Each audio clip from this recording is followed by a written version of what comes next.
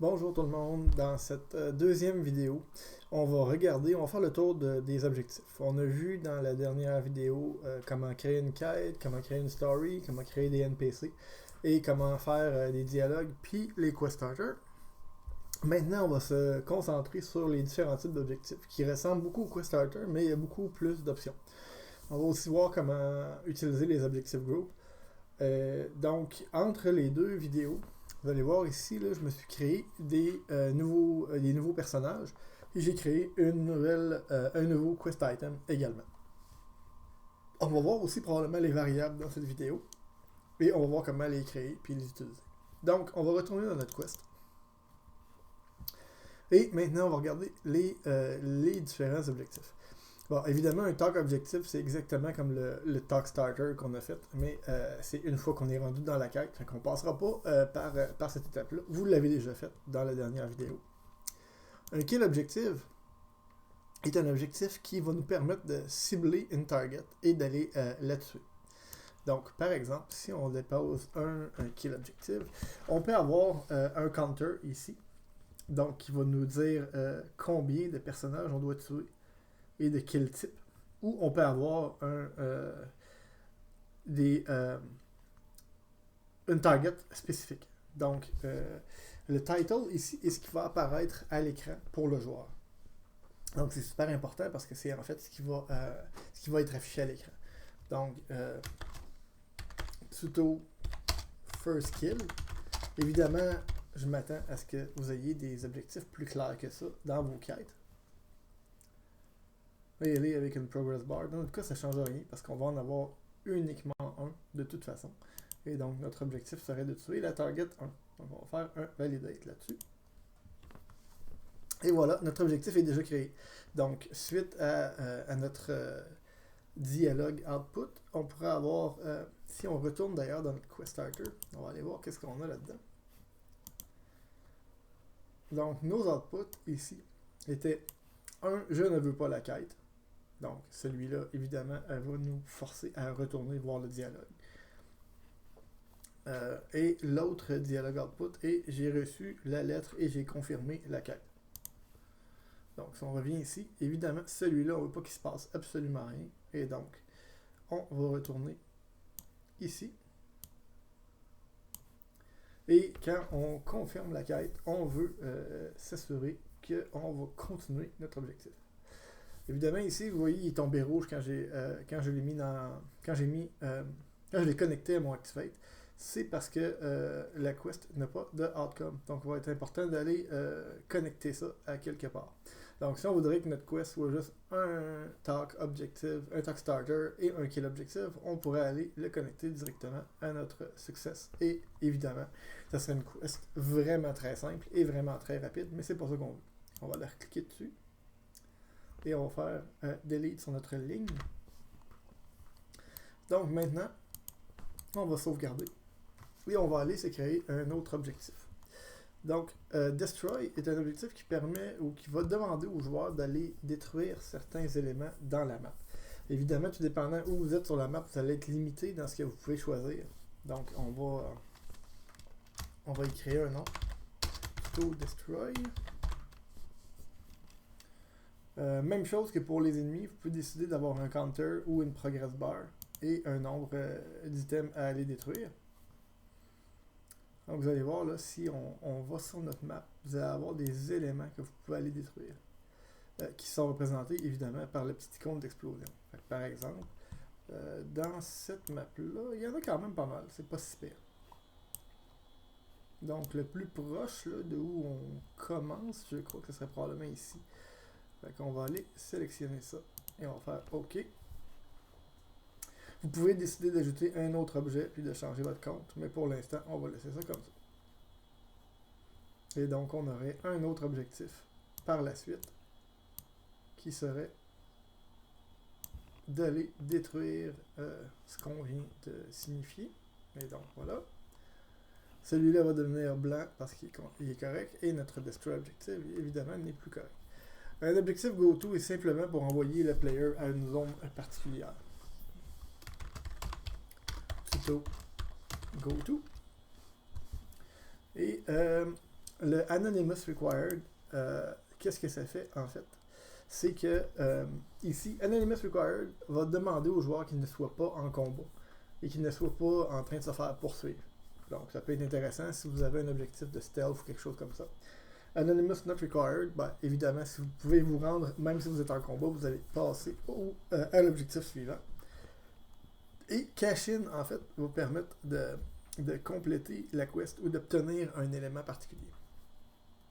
Donc, on va laisser le Anonymous Required. Et ici, ce qui est intéressant, en fait, c'est que vous pouvez le mettre n'importe où sur votre map. Fait que des fois, vous pourriez utiliser le GoTo si vous voulez juste avoir un objectif entre deux objectifs dans une quête pour rapprocher le joueur d'une certaine zone et non avoir des distances de 8 km à faire, par exemple, ou des trucs comme ça. Vous pourriez l'envoyer à un endroit pour qu'il cherche quelque chose ou qu'il cherche un ennemi, ou etc. etc. Donc, dans notre cas, on va l'envoyer pas trop loin. Donc, on va utiliser, ici, vous voyez, vous pouvez utiliser un cercle ou une zone complètement carrée. C'est à vous de choisir ce qui est le mieux pour vos besoins. Et quand vous avez choisi ce que vous voulez faire, vous cliquez et maintenez votre bouton, cliquez. Vous cliquez une fois plutôt sur votre souris et ensuite vous choisissez le diamètre, la grosseur de diamètre que vous voulez. Et une fois que vous êtes satisfait de votre grosseur, vous recliquez. Ça va vous donner approximativement, en fait, ça va vous donner exactement la grosseur du diamètre et le rayon. Donc c'est super intéressant quand même si vous voulez voir la distance d'une zone par rapport à une autre. C'est très intéressant et très pratique. Donc on fait Confirm et on va faire Validate. Et voilà, notre objectif a été créé. Même chose que tantôt, on va le connecter. Voilà. On va sauvegarder encore une fois. Un escort. Qu'est-ce que ça va faire un escort? En fait, un escort va vous permettre d'escorter un personnage. Et on va l'appeler Tuto Escort. Escorter un personnage jusqu'à une certaine zone ou à un endroit particulier. Et vous avez un paquet de paramètres que vous pouvez choisir. Et dans notre cas, on va escorter le Quest Giver.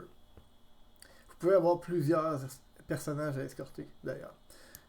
Les conditions, at least one, dans le fond, les conditions all ou at least one, dans le fond, c'est si vous avez plusieurs personnages, il faut que soit tous les personnages ou au moins un arrivent en vie à la destination.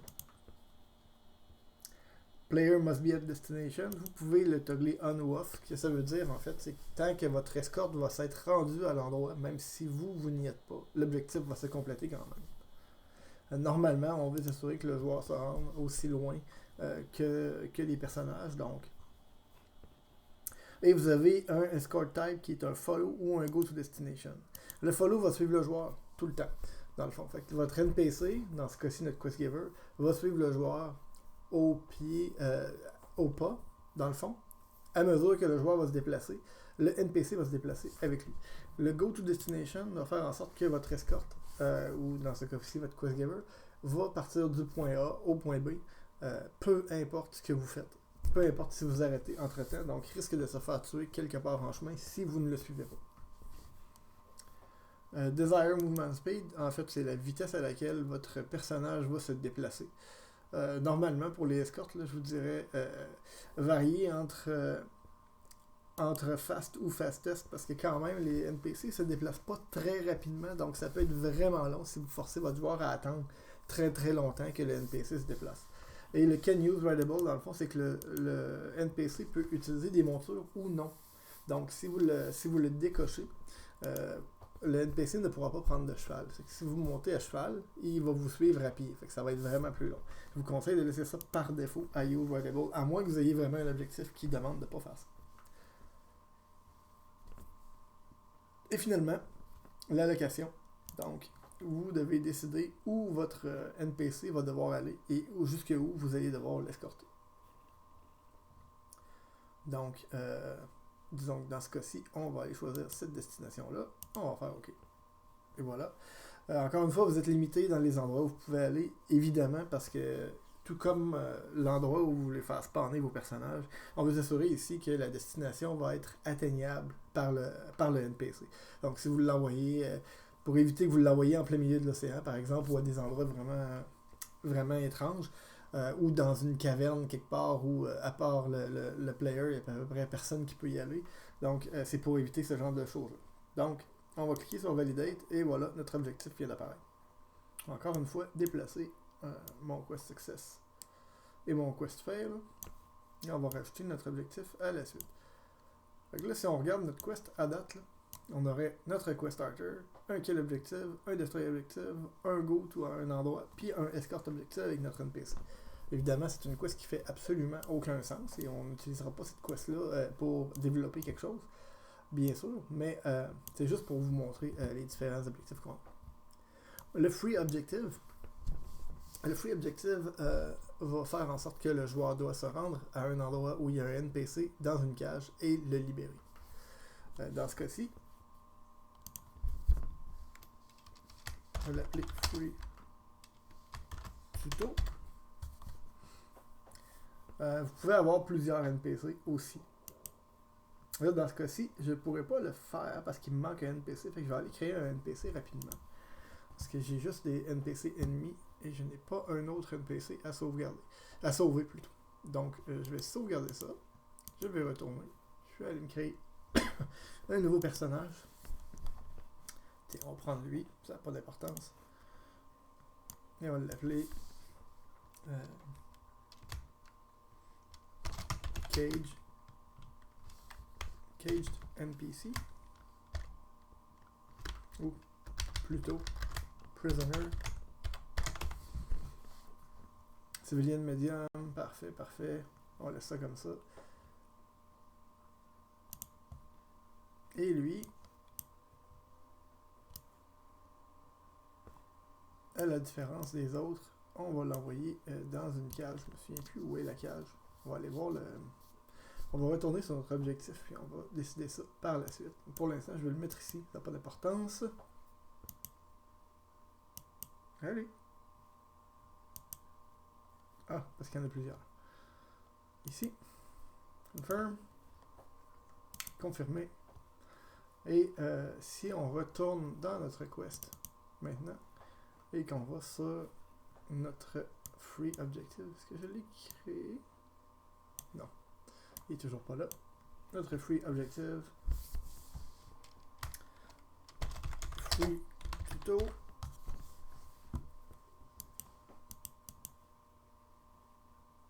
J'ai pas de prisoner, semble-t-il. Et je vais choisir celui-là. Est-ce que je peux le choisir? Je ne peux pas le choisir. Ok, il faut que je choisisse une cage, dans le fond. Je sais qu'il y en a, sur Kefalonia, il y en a juste une. Il y a un seul endroit. Donc, je vous conseille, si vous voulez faire ce type d'exercice-là, ou ce type d'objectif, de ne pas le faire sur cette map-là. Je me souviens même plus où il est. Mais je sais qu'il y en a un. Ah, il est là. Voilà. Et donc voilà. Et maintenant on peut aller chercher notre personnage qui va être notre prisoner.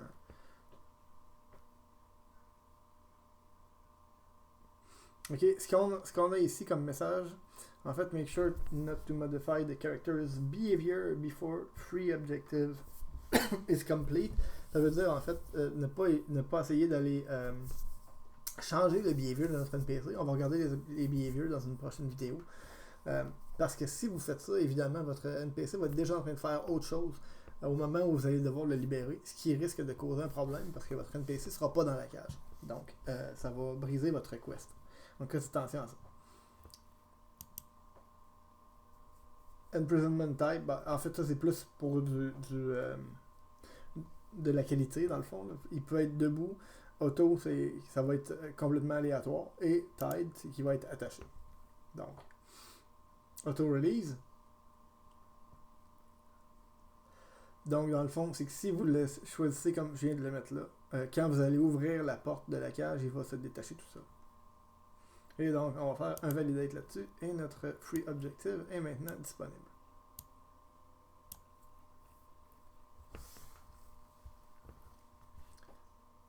Dans le cas, vous voyez ici, là, mais dans le cas du escort objective puis du free objective, on a des fails aussi sur les objectifs. Donc, vous pourriez décider d'avoir quelque chose qui se passe. Si, par exemple, votre escorte meurt, vous pourriez décider en fait que votre quest va failer. Et donc on pourrait se rajouter un autre quest fail ici. Et on pourrait faire que, ben voilà, si on ne réussit pas à atteindre notre cible, on va failer la quest.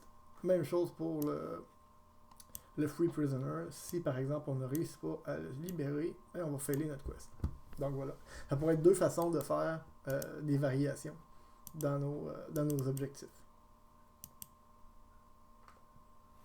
Alright, ça va jusque là. On continue. Le dernier objectif qu'on a, c'est le Inventory Objective. L'inventory objective, évidemment, c'est d'aller d'obtenir un item particulier. Donc, l'item, évidemment, on l'a vu tout à l'heure avec le dialogue. Vous pouvez le donner à travers un dialogue et donc, vous pourriez avoir un inventory objective qui attend une condition dans un dialogue que si le joueur répond la bonne chose au NPC, va avoir l'item et donc va compléter son objectif. Ou vous pouvez tout simplement ajouter votre objectif sur un NPC, comme ce que j'ai fait avec le deuxième item que j'ai créé. Donc, je l'ai mis sur un des ennemis. Et donc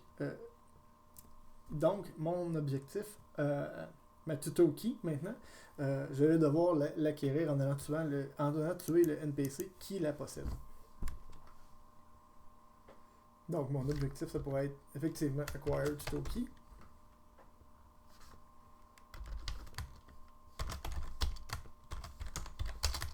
Get tuto-key, voilà.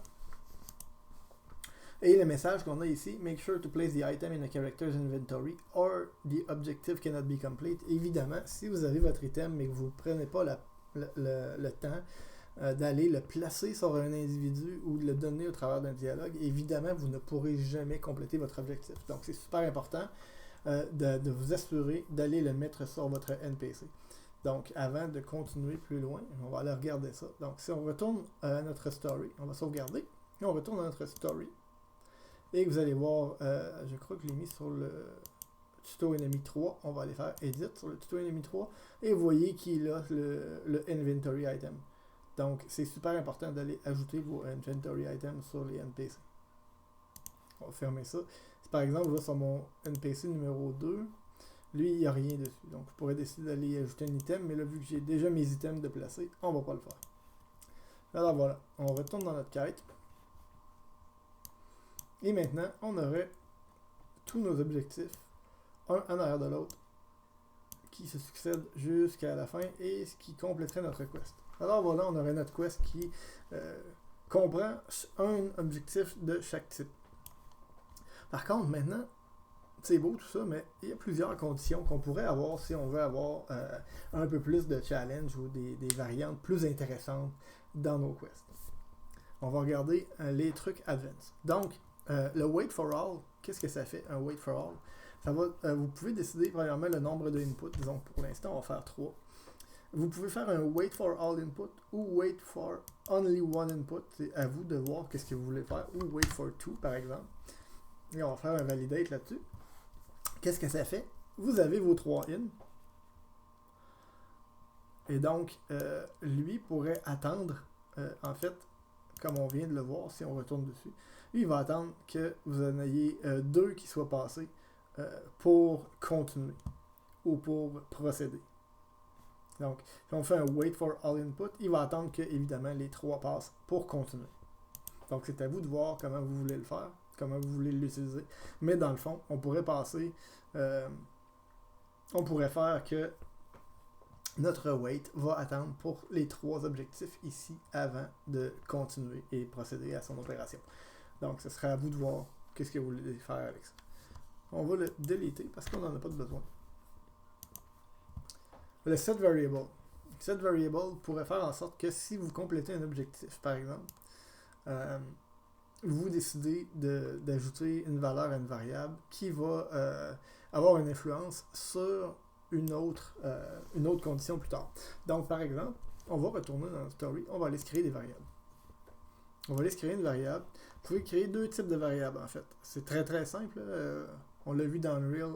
Dans Unreal, il y a beaucoup plus de types de variables. Ici, vous avez une numérotation ou un booléen. Fait un vrai ou faux ou une numérotation de 0 à x. On va prendre une booléen pour l'exemple. On va l'appeler info var.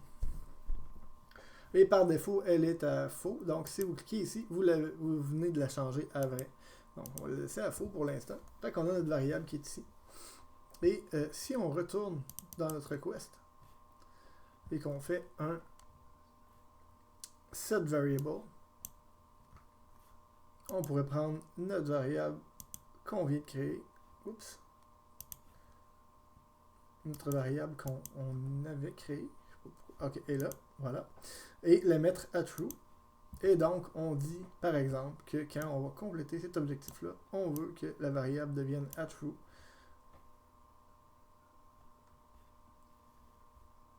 Et que ça nous permette d'aller directement à cet objectif. Directement activer cet objectif-là. Donc, à ce moment-là, une fois qu'on a tué notre NPC, on pourra avoir un objectif qui est variable ou qui est optionnel, qui est de faire le destroy, mais sinon, une fois que l'ennemi est tué, on pourrait automatiquement passer à notre go-to objectif. C'est pas vraiment un super bon exemple, mais vous comprenez les différentes variantes qu'on pourrait avoir avec ça. On pourrait avoir un variable condition aussi. Dans le cas d'un true or false, c'est plus ou moins pratique d'utiliser ce genre de variable-là. Mais dans ce cas-ci, ce que vous pourriez avoir, c'est un branching, tout dépendant de la valeur de votre variable. Dans ce cas-ci, si la variable est à vrai, on pourrait aller faire quelque chose. Et si la variable est à faux, on pourrait décider de faire autre chose. Donc, par exemple, si on va briser ces liens-là, et on va briser ce lien-là. Admettons qu'on dit que on va tout tasser ces affaires-là un petit peu par là-bas. En fait, on va aller tasser toute notre quest un peu. Je vais aller faire un peu le bordel dans ma belle petite quest là. Oups, ça n'a pas marché. Ok. On va aller faire un peu de bordel là-dedans. On va tasser nos choses. Voilà. On vient de refaire notre belle structure. Et on va laisser ça ici. Mais ici, à la place, on va aller faire notre variable condition. Fait que dans le fond, on pourrait passer ici et dire, OK, admettons que la variable, là, je ne l'ai pas setée. Fait qu'évidemment, elle va être toujours à faux par défaut.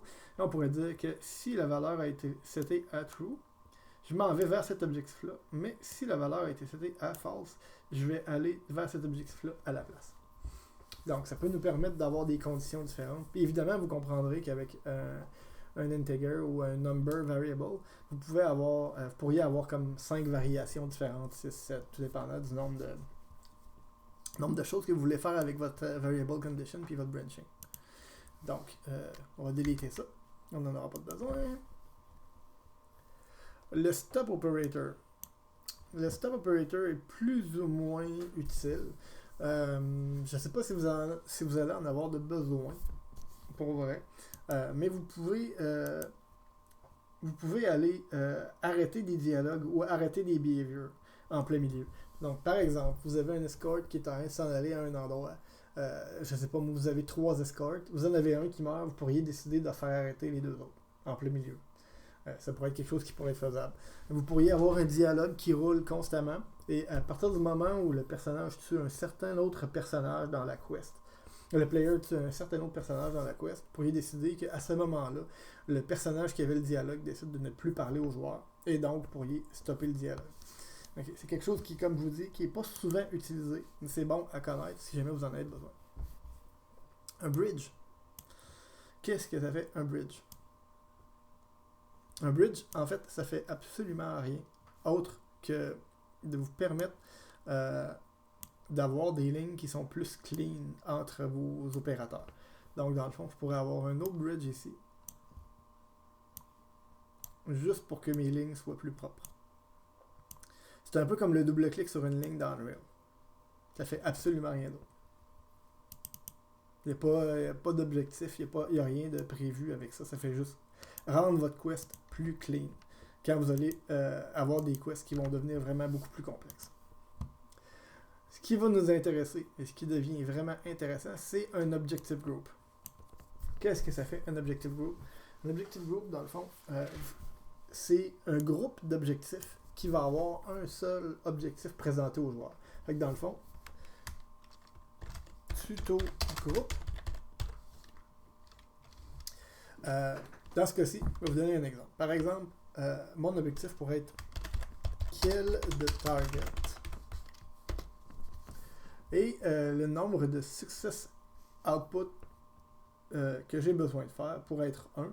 Et le nombre de fail output que je peux avoir pourrait être aussi 1. Ce qui n'est pas vraiment important pour l'instant, mais ce que vous allez voir, en fait, qui est intéressant avec le kill, c'est qu'on pourrait mettre plusieurs objectifs dedans, par exemple. Donc, je pourrais mettre mon destroy objective. Je pourrais mettre, on va briser cette ligne-là, delete. Je pourrais mettre mon kill objective. Je pourrais avoir mon go-to aussi qui est là-dedans. Si j'agrandis ça un peu.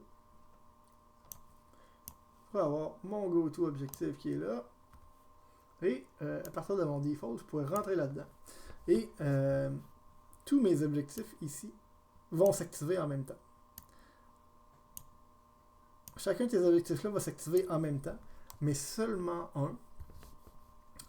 Seulement le kill de target va apparaître à l'écran pour le joueur et le succès pourrait être n'importe lequel de ces trois-là et se compléter.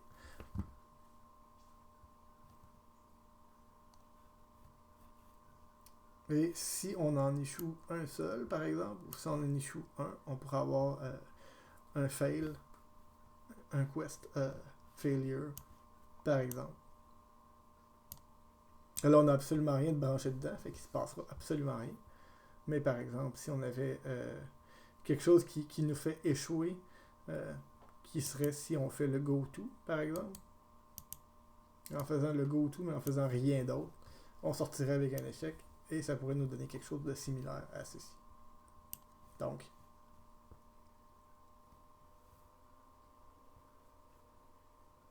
et dans ce cas-ci, voilà, on compléterait notre objectif.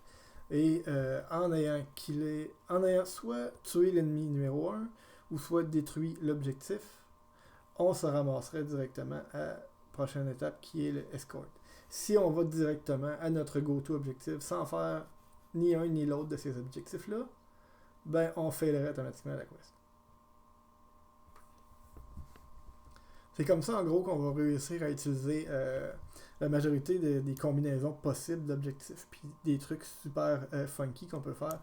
Vous pourriez avoir une dizaine d'objectifs différents avec des conditions à l'intérieur même de votre quest, de votre group objective. Donc il y a vraiment beaucoup de choses que vous pouvez aller faire avec ça. Je vous invite à essayer, à faire des essais-erreurs et surtout à vous amuser avec ça. Donc, c'est ce qui conclut notre vidéo sur les objectifs et les objectifs group.